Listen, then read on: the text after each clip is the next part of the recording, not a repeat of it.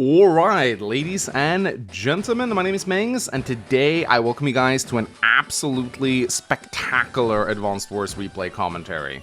You guys, this might just be one of the most intense and fun matches I have ever played online. I enjoyed the hell out of this match. This match is such a good example of two really skilled players going head to head, using every little advantage to their benefit to try and get an edge over the other player. And it just resulted in an absolutely insane game. I cannot wait to show this to you guys. So this game is a perfect example of just how you have to utilize your superpowers in a high skill game of Advanced Wars. It goes to show just how important scouting is and how important it is to position your indirects properly. This game just had everything, man. I'm telling you, this game, incredibly good. So let's talk about our choice of COs first. I'm playing as Sonya here. This guy wanted sort of like a lower tier match, so he banned most of the COs, but he used the Advanced Wars by Web tier list, so we both ended up picking pretty good COs in my opinion. But yeah, I picked Sonya. She's incredibly good. She gets up day-to-day +1 vision bonus on her units, and she also hides her units' HP from the opponents, which means that, you know, you can't really see how strong her units are. And in Advanced Wars by Web, there's no animations yet. I think they're working on it, but there's no animations as of yet, so that actually makes Sonya better, because you don't know how strong her units are. This not only leads you to take up some really weird engagements against her sometimes, where you like waste one of her units trying to kill her lower HP units, but it can also be a bit morally devastating because you never know how you're doing against Sonya, because you can't see that her units are damaged. So this might actually impact you psychologically when you play against her, which is a pretty big aspect. Now, one of her best bonuses, in my opinion, is her day-to-day 50% firepower increase on her counterattacks. This is honestly what I think makes Sonya such a hard CO to go up against, because it means taking even engagements against her very difficult. In particular, capping or interrupting her infantry with infantry of your own is very, very tough, because they fire back so incredibly hard. So you really got to utilize high firepower against Sonya to take her units out so they can't do that much damage against you with their counterattacks. Now, she does have bad luck. She has a 0 to 9% bad luck modifier, which, when combined with her regular luck that everyone else has, usually means she'll end up somewhere around 0. Sometimes you will notice that, hey, I should have done a little bit more damage to that guy. I did notice it a few times during this match, but usually it's not really something you gotta care about. It is pretty inconsequential. Now, it is her normal power and superpower that are pretty good. Normal power is actually not that great. Enhanced vision can situationally be pretty good. It gives her 1 extra vision and allows her to see into woods and reefs. You can certainly pop this power if you need to spot an indirect, for example, to take it out, but honestly what you really want to go for is her superpower counter break. Not only is it one of the cheapest superpowers in the game, it is just ridiculous. It gives her +1 vision, it allows her to see into woods and reefs, but it also gives her the absurd benefit of always getting the first strike against her opponent. So if you get attacked as Sonya, her units will fire back first, which is incredible. It is such a good defensive power. Like, it really makes it so that you just don't want to attack Sonya for the turn that she pops it. And is really, really annoying to deal with. It is incredibly annoying to deal with. It means you have to mostly rely on your indirects, and of course Sonya is a master of spotting and taking down indirects with her power, so it's just incredibly difficult to go up against her. However, I am facing an incredibly good CO in Andy. Now, if you watch my tier list, you know how good Andy is. Sure, he doesn't have any day-to-day bonuses, and his normal power is rather lackluster. However, he has one of the best powers in the game in Hyper Upgrade. Hello there, ladies and gentlemen. Post-production Mangs just interjecting himself into this video for a tiny moment. Sorry for interrupting myself, but as I was editing this video, I noticed something that I was not aware of during my commentary, and that's the fact that on Advanced Wars by Web, they seem to have nerfed Andy's superpower Hyper Upgrade. You may notice it on screen right now. It says it gives him +10% attack. This is a nerf. Normally, Hyper Upgrade gives him +20% attack. I didn't realize they actually nerfed him. And this is something I have to make a video about, I think. I have to make a video addressing all the little changes that Advanced Wars by Web have done to certain COs. Alright, let's continue with the video. 5 HP global restored to all of his units, a 20% firepower increase, and a +1 mobility boost. It is such a powerful power. Like, it is so incredibly good. And good Andy players will know how to take advantage of this power to their fullest extent. And now that we can actually see the combined value of both of our units in the replay, you will be able to see just how incredibly good Hyper Upgrade is and how much extra value it gives him. So against Andy, you really want to just focus on killing his units. You don't want to leave any units low, because he'll pull them back and he'll come back. They'll come back with 5 extra HP and just be incredibly dangerous. So yeah, this match is really like it's an intricate game of chess. Alright, so before we get started with the match, I just want to quickly take a look at the map right here. A lot of people wanted me to name drop the map that I'm casting on, so this map is called Force of Nature. If possible, I'm going to throw a link to it in the video description if you want to go check it out for yourself. This is an incredibly good map. Like, I really enjoyed playing on this. I think it might be part of the competitive map pool, but I'm not entirely sure. So both players starts out with 2 bases that are adjacent to each other. And there is a 3rd base that can be captured to the north, and for the other player, the base is to the south, because this map is perfectly mirrored. There are some labs on the map. I don't think these ended up being very consequential. I'm gonna take a look at the lab. So in case you don't know how labs work, basically units can allocate certain units to be lab units, meaning you need a lab to build them. However, in this map, no units ended up being lab units. So basically these labs are just properties that can be captured, but they don't really give you anything. Now, one thing that does bother me a little bit about this map, and I will say this is a pet peeve of mine, is the fact that the units are facing the wrong way. I think it just looks so much better if you make it so that the left player faces right and the right player faces left. And this is very easy to do when you make the map, but yeah, I mean, again, it's just a small pet peeve, but it would be nice. So yeah, this map is very interesting. It has a lot going on in the center, a lot of properties here that you can capture. Forests to hide in and mountains that gives you vision. There's 2 comm towers in the center. They're not very contested. You can sort of try and go for the other comm tower if you want to, but for the most part, the left player is going to capture this comm tower and the right player is going to capture this comm tower, and they're mostly going to stay with their respective commanders for the entirety of the match. I would have liked it more if maybe one comm tower was here and one comm tower was here. They would have been a lot more fought over, but hey, this is just how the map is. There are airports on this map, so that's very bad for Andy. Get it? There's also an interesting feature here where 2 of the cities already start out under the other player's command, so if you want to, you can sort of like rush the other city to deny them some income, which is kind of interesting, I guess. And yeah, there's just a lot going on. There's some pipes here. You can open up the pipes to get a more direct access to the center, but of course this does require some units to do, and it means you won't have those units in the center where they can do damage. And yeah, just a lot of really cool features on this map. I really enjoyed playing on it. Absolutely will recommend this to anyone who wants to play a good game of Advance Wars. Anyway, ladies and gentlemen, let's get started with the actual match. So, he starts out with 2 infantry, pretty standard. I move my infantry immediately towards the northern base, which is also pretty standard, and I open up with 2 infantry of my own. So, his turn, he does the same thing, he goes for his base. This is pretty normal. He decides to actually go for the capture here right away. So he wants to go for a pretty economic opener right here. It's my turn. I go straight for the base, of course. You always want to go for the bases so you can get more infantry out. And I actually decide to go for the comm tower first instead of going for the property. I realized that having that comm tower early on, maybe sending an early recon out, because Sonya recons are pretty insane, they get so much vision, this can actually be pretty beneficial for me. So instead of going for the early property and the income advantage, I decide to go for the capture of the comm tower and the firepower advantage. Build 2 more infantry. He goes for the base as well, pretty standard. He finishes his cap on the property to get that 1,000 extra income, and he goes for the comm tower as well. So he'll get the comm tower by the time I get mine, so that's pretty good on him.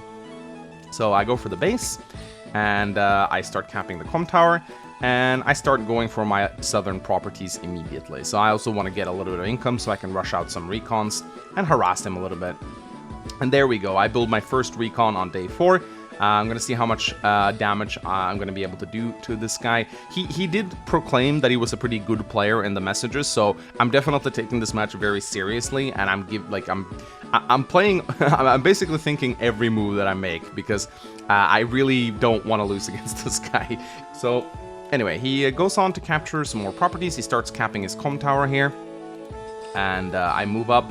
And he builds a recon too, so we both have the same idea. We're both going to try and harass the other player. When both players open recons, they tend to cancel each other out, so neither player will usually get a lot done when this happens, and it's up to one of the players to either go a second recon or maybe a tank.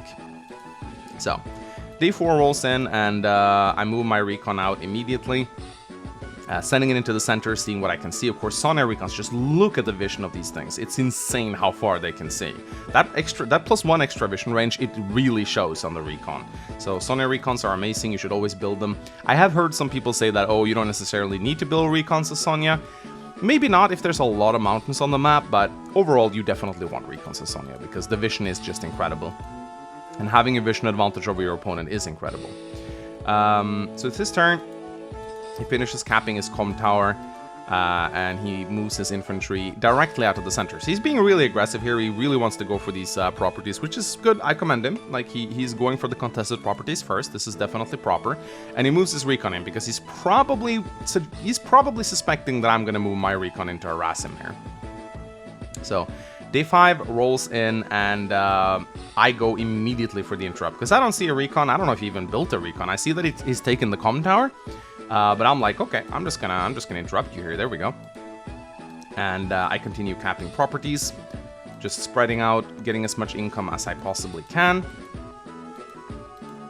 And his turn rolls in, and you will see now he immediately.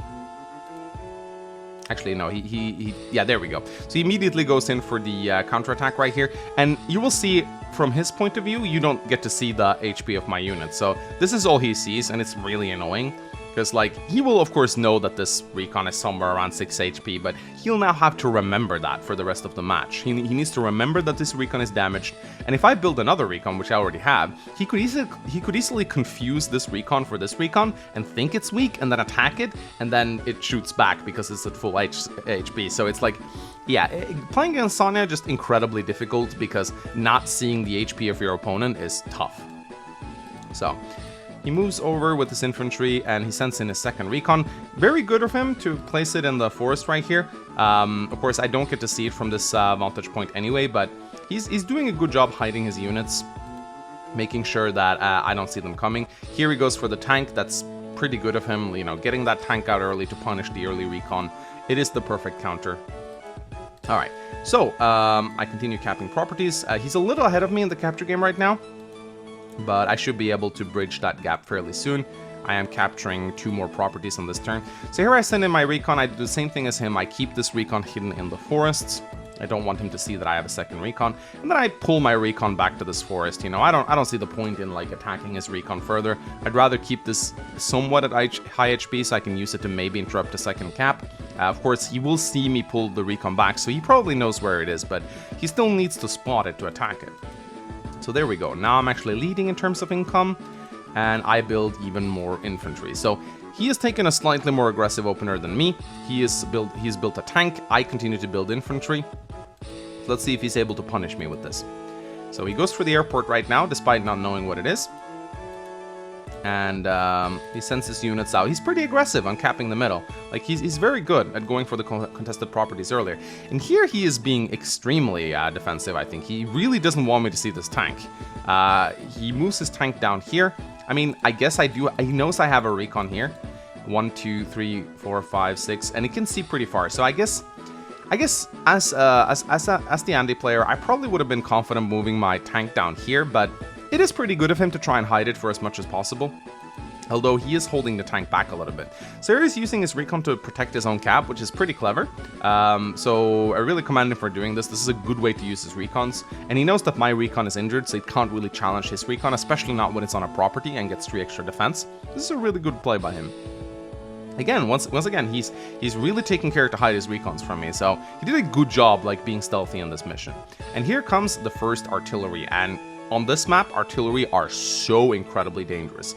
Now, against Sonya, they're not as great because, of course, she has the ability to pop her power and spot them. So against Sonya, I would actually advise you not to go that many indirects if you can avoid it, but on this map, there's just too many good locations to hide your artillery in. I mean, like, just look at these locations right here. This forest right here is, like, the perfect location for your artillery. Look at this. Look at this gorgeous hiding spot right here. Covers the entire center. You have 2 mountains protecting it. You can put infantry on this mountain to ward off any mechs. This location right here is perfect. Covers both of these cities, the entire center. Like, there's just so many good locations to hide indirects in on this map. You'd kind of be a fool not to go for them. So here we go. I send my second recon in, and I interrupt a cap. Pretty happy about this. I don't want to let him have this property. And I too start going for the properties in the center. So right now I continue to have a bit of an income lead over him. And yeah, I'm just going straight out for the middle here. And I too build 2 artillery actually here, because I do recognize how incredible artillery are going to be on this map. And I'm not playing against the CO with the ability to see them, so my idea is to send these artillery somewhere around here in the center and just kind of use them as much as possible to gain an advantage. And I also build an infantry, of course. And I send in my recon.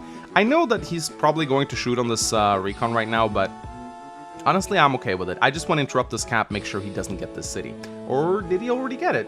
Oh, actually, never mind. He already got it. So, yeah. So, I don't know if this was just my colorblindness hurting me right here, because these cities are a little bit similar, or if I just wanted to injure his infantry. It could have been either, honestly. I don't remember struggling a lot during this match. When looking back at the replay commentary, there is a clear, distinct difference between these 2 colors, but I could have been playing with my flux on. I actually don't know. So yeah, he sends his infantry into the mountain. Really good move here, using it to scout, see what's coming. And he moves his recon in, shoots at my recon. Again, so frustrating when you play against Sonya to not see how much damage you're doing. It really is annoying. You just kind of have to guess. But yeah, the psychological advantage is pretty significant. And interestingly enough, you can see the HP of this recon. I think this might be a UI bug, guys. Because I don't think he would normally be able to see this. But again, the replay is not perfect, and a lot of people are pointing out that he does have some mistakes, so I hope this gets fixed soon. So he moves his tank in, he continues capturing his properties, and he moves his artillery over here as well. It looks to be that he wants to start blasting open this pipe seam, and this will give him an advantage. Like, taking down the pipe seams is actually incredibly valuable because it gives you a direct access into the center. You don't have to move around. So this is definitely something you want to do if you have the time for it. So it is day 8, and I roll in, and I immediately place my artillery in range because I very much intend to blast open this pipe seam myself, because I just want that direct pipeline into the center. So I just continue to cap, I pull my recon back, and I take out his 3 HP infantry. I figured, you know, why not? Just get rid of it, it's fine. His 6 HP recon isn't going to be able to do that much to me anyway. So here, I still don't see his tank, I only see his infantry, so again, he's doing a really good job being stealthy, even if it is costing him a little bit of initiative. And I move my recon down here. It's fairly safe in this position because it's surrounded by mountains, so even if he sends an infantry over here to spot it, he can't move his tank in to kill it. So even though it's on 3 HP, it's very safe. He can't move an infantry into the mountain to spot it anyway, so this is all good. So yeah, I continue to move into the center here. And I build an anti-air. I'm suspecting he might try to rush out of battlecopters. This is just a gamble on my end, you know. Even if he doesn't build a battlecopter, this anti-air is still going to be very useful against all the infantry on the map, so I'm pretty okay with building this. I think building an early anti-air is always good. Alright, so it's his turn, and he moves in with his recon. He attacks my recon, which is okay. And once again, he starts capturing some of the central properties. Did a really good job with that. And here, he takes down one of my infantry.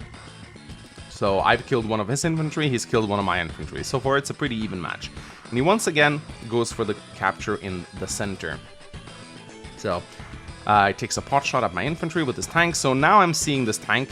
He decided to not keep it hidden anymore. You don't want to keep your unit hidden forever. So I understand why he did this. This is absolutely fine. There's probably not a lot of units around here that can challenge the tank. So this tank is basically just shutting down all these units in this vicinity, unless I have a mech or something. So he moves in a second tank. And here he also moves in his artillery. This is a pretty good spot for the artillery. It covers a lot of important areas. It also covers the city, meaning it's going to be very hard for me to capture it. It also allows him to take shots at the pipe seam if he so wish. And he builds another recon to get some more. 2 recons, actually. So he really wants the scouting, which is understandable against Sonya. So here, instead of shooting on the seam like I anticipated, I realized that actually no, I need to get this artillery into the center. So I'm actually foregoing blasting the pipe seams to just go in here, because this is a ridiculously good location for this artillery. It covers a lot of important spots. Ideally, I'd like to get it here, because then it's even better. But yeah, I decided that, to hell with the pipe seam, I don't need to blast it open anyway. I finish capping, and then I move my artillery over here, which is like probably one of the first big mistakes of the match. It's not very safe here. It's very easy for him to move an infantry and spot it and attack it from below. So it would be much better if I tried to move it down here, for example, where it's much more protected. But I'm moving my infantry. I continue capping, and I take some shots at his infantry, interrupting this as well. I do need to be careful because once his hyper upgrade comes in, I cannot leave units wounded anymore. But it's still pretty far away, so I can actually like injure his units and make sure they're wounded. But at some point when you play against Andy, you want to focus on finishing off the wounded units rather than injuring the full health ones, just like I'm doing right here. So, pulling my recon back once again. I'm not letting him have this recon. I want to keep it alive for the entire match. This 3 HP recon can just sit in the center and just give me all the scouting info that I would ever need. I'm moving my anti-air. I don't care if he spots it. If he's built a battlecopter already, then so be it. If not, it might work as a bit of a deterrent. I would rather not have battlecopters flying around on this map, so this might scare him a little bit. So yeah, once again, I build 2 tanks. I decide to be really aggressive here. I just need a lot of tanks now, because he has a lot of recons, a lot of tanks of his own. I need some strong units that can punch through his vehicles, so I'm decided to go heavy on the tanks right now. So right now, day 9 rolls in. He's going to finish capping some properties, but I still have a little bit of an income lead over him, as you can see right here. He moves recon in just to spot my my artillery. He's trying to kill my recon. That didn't really go so well for him. My recon is on a city, so he's not really going to be able to kill that. He continues to keep capping, sending his recon in. It's going to be very hard for me to do anything in the center here. And interrupts my cap, which is really, really good on him. Although he is putting his recon in range of my artillery. I said that putting this artillery here was a mistake. That was actually, I didn't mean that. That was actually a bit of a blunder on my end. It was actually really good for me to put this artillery here initially. What was bad was keeping it there. And you'll see why in a little bit. But yeah, he is actually sacrificing both of his recons right now to get scouting, and I'm not a big fan. This is probably one of the first big mistakes he did in this match. I do get it that you want to interrupt caps, and it is important not to let me get some of these cities, but look, he's already done a pretty good job. He's already gotten these 3 properties right here, so he's doing really well on the capture game.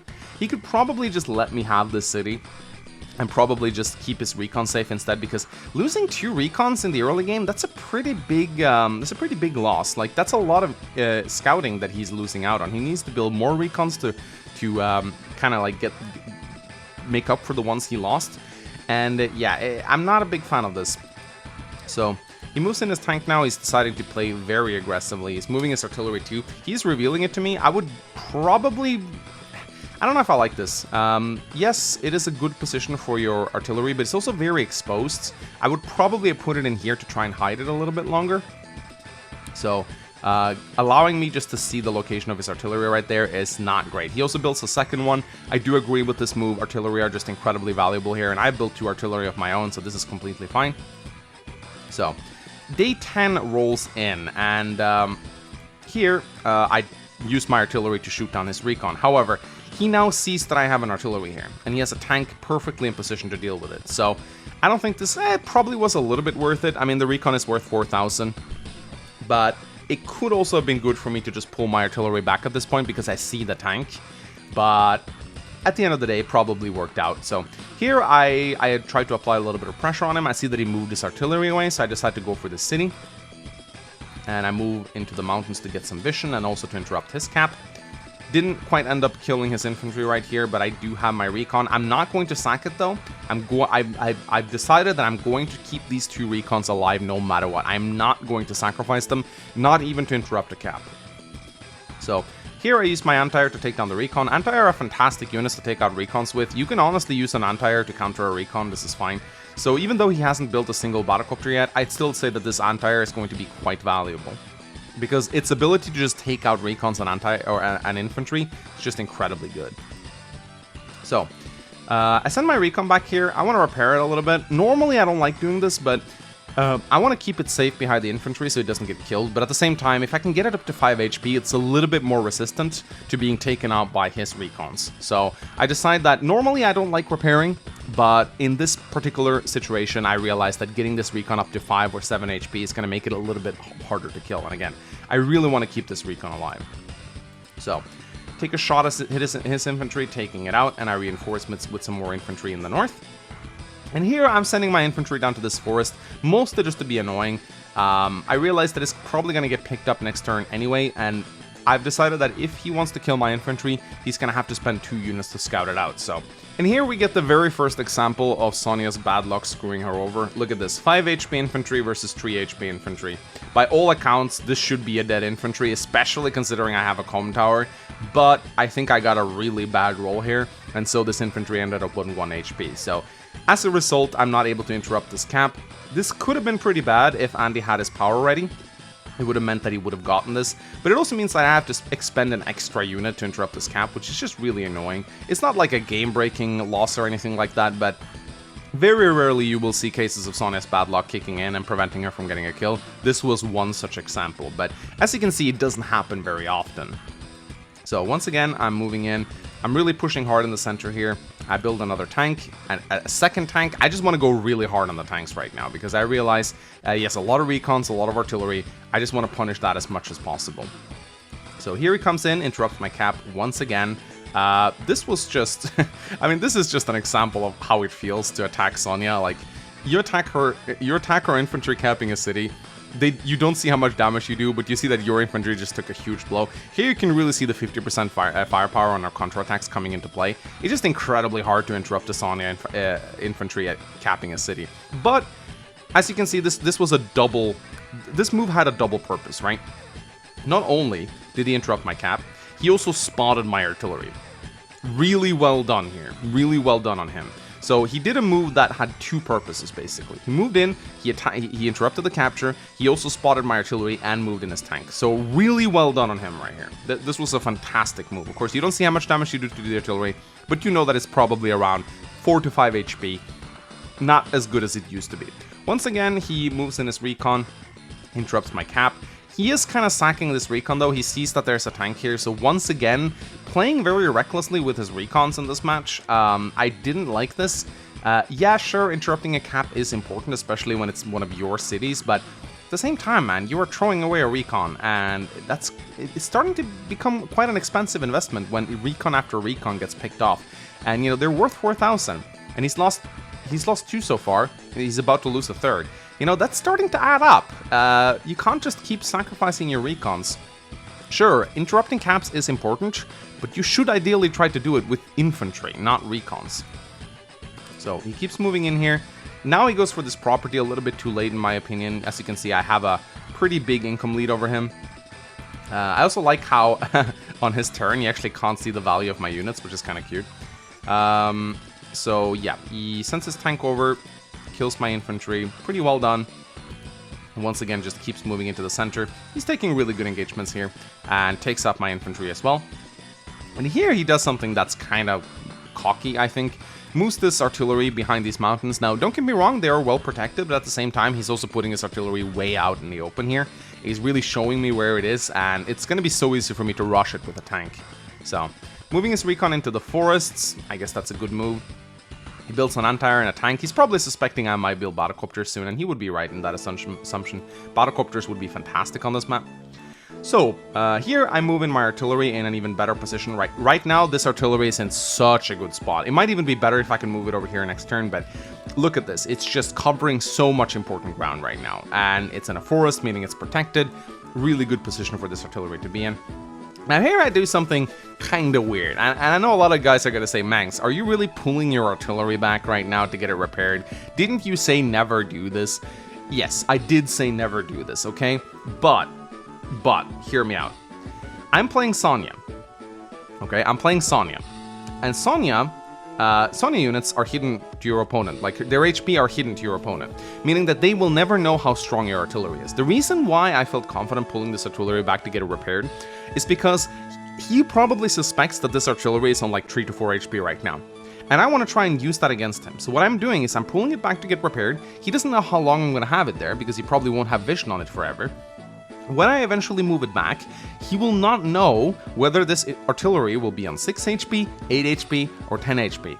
Meaning he has to take risks, meaning he doesn't know the outcome when it shoots on it. Well, he will know how hard it shoots on his units, obviously, but the point being is that Since he doesn't know how strong this artillery is, I feel confident sending it back to get repaired for a turn or two, because it's going to really make him second guess himself. Oh, is this artillery going to shoot hard on me? Is it going to not shoot hard on me? Do I dare to move in my tank? I'm basically just playing the psychological game with him right now. That's why I felt confident pulling this artillery back.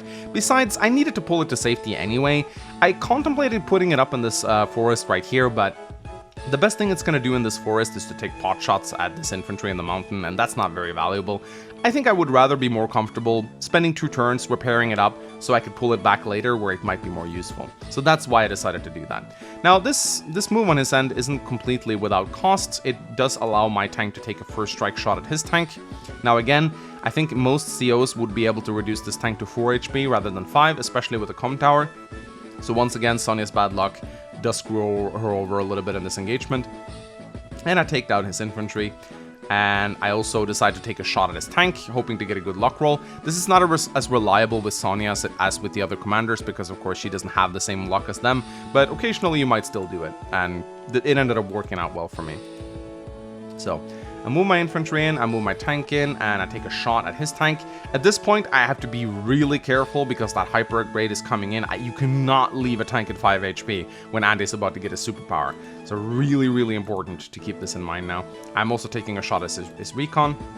And at this point, I'm really looking at the screen going like, I gotta start killing units. I cannot. There are too many injured units on the field right now. 4 HP tank, 3 HP recon, 5 HP tank. This is gonna be an insane hyper upgrade if I let him get away with it. So I have to completely change up my playstyle next turn. I'm moving my recon. It's a little dangerous to do this because he can move into the mountain and spot it. And he does have an artillery right here. Actually, it's not in range. But he might be able to kill it with a recon of his own. So again, I'm being a little arrogant right now, taking some moves that maybe I shouldn't take.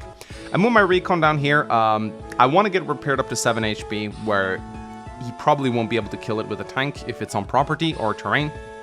So again, I also want to try and get a little bit of vision here. So I'm utilizing repairs a lot in this match when I normally say repairs are not that great, but in this case, I actually think they are. So I'm really pushing forward right now. I want to capitalize on my advantage before he gets his hyper upgrade up. I built 2 more tanks. I really plan to put the pressure on right now. And it's his turn. And now that hyper upgrade, it's coming. It's very close right now. He might even get it this turn if he plays really well. He interrupts my cap and moves in with a tank of his own. And at this point, I'm really sweating right here because he just took out my tank. And things are starting to look a little bleak for me right now. He moves his recon down. This is a great move on his end. Pulling it back, he knows he's going to get it repaired soon. So at this point, he just want to move back his injured units. Takes out my infantry. He's dominating the south right now. It's really tough for me. So, continues to move in with tanks and infantry of his own. And just, there's so much going on in the center here. Now he's moving both of his artillery down here, and this is a pretty good move on his end because he's about to get his hyper upgrade. So if I push in and try to kill his artillery right now, then he will pop hyper upgrade and get them up. So this is actually a really good move on his end. He's pulling his artillery close together so that if I want to try to go for both of them, the best I can usually do is to injure them, which is just what he wants. So this is really well played on his end. Putting his recon in front of his artillery, just making it really hard for me to punch through here. There's so much going on in the center here, and he's pulling back his injured tank as well. This is really good. And he's building some mechs. So, day 12 rolls in, and I know that the next turn is going to be the hyper upgrade turn, so I need to be super careful with everything I do. Right now, I'm moving in my tank to kill his tank. I realize this is probably going to spell the doom of this tank, especially considering he has an artillery right here, but I don't want to let this tank come back at 9 HP later. So I am happy to sack my own tank to kill one of his, just to reduce the value of his hyper upgrade. I'm moving my tank right here. Once again, I finish off his weakened tank. Always do this. There's so many other units I could have attacked this turn, but with Andy, every time you see that 5 HP unit, kill it, kill it, kill it. Kill it with fire. That thing is like a cockroach in your bedroom at 2 AM. You kill that thing. You don't let it escape, you know? So, and I attack his recon as well. Finish off his recon with my recon. Actually, that didn't work. I was really scared here because I knew that Sonya's bad luck could screw me over. I really wanted to kill this recon so I could get to the artillery in the back. So I'm moving back, taking out his infantry, and here, my counter break is finally active, and I pop it immediately. So I'm basically saying to Andy here, if you want to pop your hyper upgrade, well, have fun me getting the first strike with every single one of your engagements. Not only does it give me a little bit of a defense boost, it also gives me vision, allows me to see into forest, just gives me a lot of scouting intel. So yeah, I basically have my superpower ready now, or I have it active, so that if he wants to pop his hyper upgrade next turn, he's going to have to do it during a Sonya counter break, which is not going to be great for him. So here I take a shot at his recon, and I'm so happy about this. This easily could have ended up badly for me. It was a 2 HP recon with the Sonya infantry. I rolled a good luck roll and I was able to kill it. This could just have easily been a 1 HP recon, blocking me, preventing me from attacking him. And I attack his artillery here with my tank, knowing full well that he's gonna get it repaired up to HP next turn. But you know what? I'm okay with that. At least it's not gonna be a full HP artillery, and that's fine. Once again, pull my recon back. I don't want to let it die. Again, I'm keeping these recons alive throughout the entire match. And this is definitely what you want to do with Sonya. I'm moving my artillery right now. I don't know if he spotted it or not, but again, this artillery, I mean, I guess he should probably be able to know that it's around on 6 HP right now, but these things are hard to keep track on. And to his eyes, this looks like a healthy artillery, which means that he's going to avoid it for the most part, even though it's on half strength. So I'm pretty happy with repairing that up. I could have done the same thing with a 4 HP artillery, of course, but I don't know. So now I'm moving my infantry up here. I plan to start capping this city next turn, forcing his 2 infantry to stay here. And I'm moving with the tank as well. And I don't take a shot at him here because there's no point. Like, if I attack his infantry with my infantry right here, it's just going to get healed up next turn. At this point, I am hell-bent to not let him get any more value out of hyper upgrade. Right now, the only thing he has is an injured artillery and an injured recon and a slightly injured infantry. So far, not a great hyper upgrade for him right here. I build 2 more tanks to keep on the pressure and another infantry. So here comes day 12, and he has, right now, my opponent needs to make a decision. Do I pop hyper upgrade or do I save it? And also, one of the incredibly hard things to consider with hyper repair in mind is, do you pop it before or after attacking? Because of course, if you pop it after attacking, you heal up the damage sustained in the fight. But if you pop it after attacking, you also don't get the 20% firepower increase. So you need to weigh constantly, like, your engagements with hyper upgrade. Do you save it for later? Do you use it now? Do you attack first, pop it later? Do you pop it, attack later? It's an incredibly complex power, and you really got to rack your brain around this. And my opponent, I was paying attention to this match as I was playing against him, and I'm telling you, he spent like 2 minutes per move. Like, I could feel his brain cells working. So right here, he attacks my tank, and look at this. Look at this shit. Look at this shit. Like it fires back so hard, and he did this probably knowing that he would pop his hyper upgrade, which I think is cool. And it does the same thing here. Boom! Look at this shit. Look at this shit. Look at this shit. Like attacking Sonya when she has her counter breakup is just so devastating. So he's shooting a lot here. He doesn't see how much damage he's doing, but he sees that my units are firing back pretty hard. And at this point, I was like, okay, what's going on? Is he not gonna pop his hyper upgrade? And I'm guessing he's not. He decides that he's just going to save it. And as much as I understand not wanting to pop hyper upgrade during Sonya's counter break, I think that waiting a day to pop it is incredibly detrimental on such a small map. On a map like this, you might see 2 superpowers, maybe. To delay your superpower for a single turn may mean that you're losing out on an entire hyper upgrade over the course of a match. So, while I certainly understand that he wanted to save it for a more rainy day, which is often the case with Andy, you really want to get maximum value out of it, I think it was a mistake not to pop it right here. So, it's my turn, and I see that he hasn't popped hyper upgrade, and I'm very happy about that. So, I just go methodically to work. I want to kill as many of his units as possible. Now, I don't know what happened there. I don't really know. I think that was a UI bug. I think that artillery. I don't think I did that much damage to this artillery. I think that was just, it displayed the wrong HP there. So I'm sorry about that, guys. So right now I'm just methodically going to work, killing as many of his units as I possibly can. I do not want to let him get that hyper upgrade value. And now I'm moving in really hard. I'm capturing a lot of properties here. I'm moving in. I'm going for the juggler right here, and I capture the property in the center. I even go for a cap on his comm tower. That's how brazen I am in this match. I decide, you know what? Okay, you want to pop that hyper upgrade? Sure. Well, let's put it to the test. Let's see how much you can repair back from this engagement right here. I am not letting up this aggression. I'm moving in with every single unit that I have and building 2 more tanks because I'm just going to keep up the pressure right here. So his turn rolls out, and I do believe this is the turn where he decides to pop his hyper upgrade. Just look at his value right now, 44,000. He moves in. He wants to move a little bit first. This is fine, actually, attacking this tank with this anti-air. He really wants to get a lot of value out of his hyper upgrade. I totally get that. So 41,000. Let's see, when does he pop it? Now, this is something I don't agree with. He should have popped his hyper upgrade before attacking me here. I don't understand why he did this. He would have gotten a 20% firepower increase. At this point, he really should just pop it. So, yeah, again, I don't really understand what he's doing right here. I'm guessing he wants to get as much HP back as possible. And I can see why this would be a good move. Like, he's going to repair this infantry back up to full. But at this point, I think he should honestly just pop the power. And he does. So, look at the value that he's getting back right now. He was at 40,000. Now he gets a 50,000. That's a 10,000 value that he just restored to his army. And this is not even a really good hyper upgrade. So it's a really strong power. That's just the value it restores. 10,000 value, just back like that. But he also gets a 20% firepower boost and a +1 movement. So it's just an incredibly strong power. But he is already quite behind here. But you will see that he will push me back pretty hard on this turn. That firepower increase and that mobility boost really, really shines here. Here, he even gets a shot on my tank with his mech, which is really good. So, again, anti-mechs become quite dangerous when he pops his hyper upgrade. So he moves his artillery back here. So this is a great spot for this artillery. It can cover both of his properties right here. Not that I'm very interested in capping his tank or his lab, but still. And he builds some more tanks and another mech. So, yeah, I was pretty scared here. I was like, okay, he pushed me back pretty hard. So I'm gonna take it a little bit cool. I'm gonna pull back a little bit, but I'm still gonna focus on this northern property right here. Take down his infantry.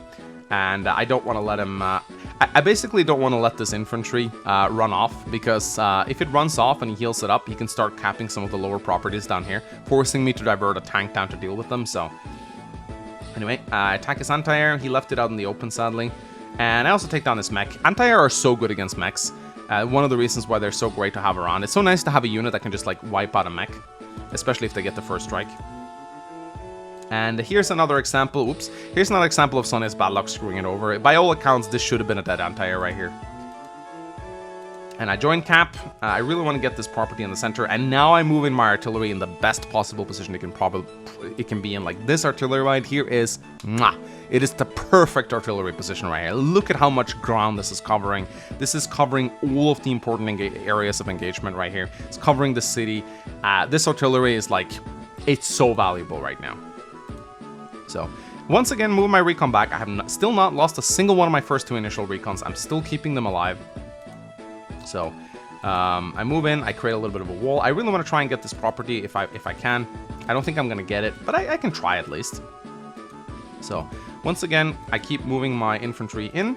And now begins the battlecopter push. So, at this point, I decide that the best way for me to keep up my pressure is to swap out to a unit that he won't expect. So my plan here is to start spamming battlecopters, move them in such a way that he won't spot them, and then rush in with them at the same time and try to do like a devastating blow. Systematically target his anti-air with my tanks so that he can't contest my battlecopters. And this can usually be a pretty winning move. If you can like build 2 or 3 battlecopters and then attack with them at the same time while you're taking out an anti-air, that can be absolutely devastating. So, I build some more infantry and some more recons. And yeah, I just move in. Day 14 rolls in, and he decides that he's not going to just let me waltz up and take his stuff. He moves in with his tank, moves in with his anti-air, interrupts my cap, comes in with mechs. Pulls his recon back. This is pretty good on him. He could have pulled it back here, maybe, though. There was no real need to pull it so far back. But he probably wants to try and keep it alive now. Builds another tank. And yeah, he's doing a pretty good job moving his units forward right here. He has 2 artillery right here in the center, being very annoying. Build 2 more recons to get some more vision. Again, he has to rebuild a lot of his recons in this match because he keeps sacrificing them, which is, I think that was probably one of his biggest mistakes. So yeah, I continue to cap right here. I'm going to get the city now, which is really nice. So now I'm having a huge income lead over him. I'm taking one of his properties in the center, which is really bad for him. And I really want to try and kill this infantry. I don't want to let this thing be alive because it can come back at 8 HP and start capturing my southern properties, which is so annoying. And here I'm doing something very reckless. I'm moving this tank right here, and I take a shot at his infantry. I don't know why I thought this would be a good idea. I see this mech here and this tank, and I just go, what the hell, Mangs? What did you just do? This was not a good move. But I start capturing his property here. This is going to force him to send one of his tanks to interrupt it, which is good for me. So even though it's going to take me four turns to get this property, it's still going to make him divert a really expensive unit to deal with it. And here comes the second battlecopter. He has not spotted my first one yet, so I got 2 battlecopters ready to charge right now. This is going to be incredibly devastating for him. Once again, moving my recon in. This recon is still alive, still doing a fantastic job. And yeah, here I decide to shoot down one of his infantry. Here I'm like, okay, I need to actually start targeting his infantry a little bit right now because I really want to limit the vision that he has. So I move in, I start capturing his property, and I pull my tank back to get prepared there actually, because I realize, okay, this tank is actually not going to do a whole lot. And again, with Sonya, I'm just going to say this again. Pulling back units to repair a Sonya, actually not a bad idea, because you can really mess with your opponent's perception of their HP. Your opponent might think it's the injured tank from before, but you've actually repaired it up, so it's actually a lot stronger than he thinks. Or he might actually think it's a strong tank that's not as strong as it should be. So again, pulling your units back to be repaired, it really can screw with your opponent's memory. So this is why I'm choosing to do this. Normally I would not. So yeah. I keep moving in right here. I'm really pressing my advantage. I'm about to get my counter break again. See, you see how much it screws him over that he popped his hyper repair 1 turn later? I'm almost at the point where I have my counter break back, and he has barely filled his first power start. So yeah, delaying your superpower for a turn, it is not a good idea when you play as Sandy. Really not a good idea at all. So here he takes up my tank, and I was just really annoyed at this. He could have attacked with his own tank first, honestly, but I guess he wanted to conserve the HP of his tank over the mech. I can see that. And here he's pushing really hard down in the south. His artilleries are in a wonderful position to push me back right now. It's going to be very hard for me to push through this line. He's doing a really good job. He does not want to let me get the city. Good on him. And he moves in his tank as well. However, look at, like, he's moving in another recon and it's about to get killed again because I have this amazing artillery right here. So once again, he's sacking a recon to interrupt a cap. I don't even know why he attacked here. Like, I've already gotten the city, so this is completely pointless. I guess he didn't see the artillery or didn't know it was there. Once again, he's moving his artillery into a very risky position. So again, he didn't position his indirects very well in this battle. He builds another artillery. I kind of disagree with this move. Day 16 is way too late to start setting up indirects. Indirects is something you want to get out early, and then you kind of want to leave them. It's just going to take too long for this to get into a position where it can be useful, so I'm not a big fan of this move. Day 16, I continue to push forward. I start capturing his properties. I take down... I see that he has an infantry down here now. I'm going to try to kill it next. I take a shot at his tank with my artillery. I realize I have to kill it though because hyper upgrade is a thing, so I move in and kill it. And here comes the battlecopters. Vroom, vroom, vroom. I know he has an anti-air there. I don't care. I can shield my battlecopter with infantry of my own. And I'm just moving in right here. I'm moving in really hard. I push through his recon. I push through his artillery. Boom, counter break. Now you can't attack my units. Good luck with that. I move in with my tank. I take a shot at his anti-air just like I said I would. Now this anti-air can't really challenge this battlecopter anymore.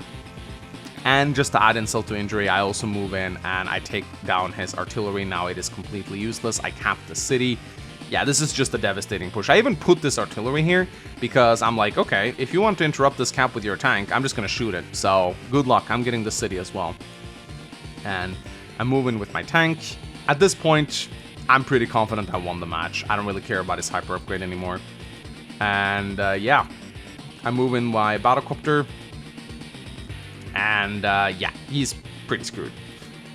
He's pretty screwed. Like, at this point, you can see the value difference is, oh, I have almost twice as much value as him, and he realizes this, so he resigns. But, man, I will say this match right here, it was fun. It was really fun, and, like, you can see how difficult it is to utilize Andy's power.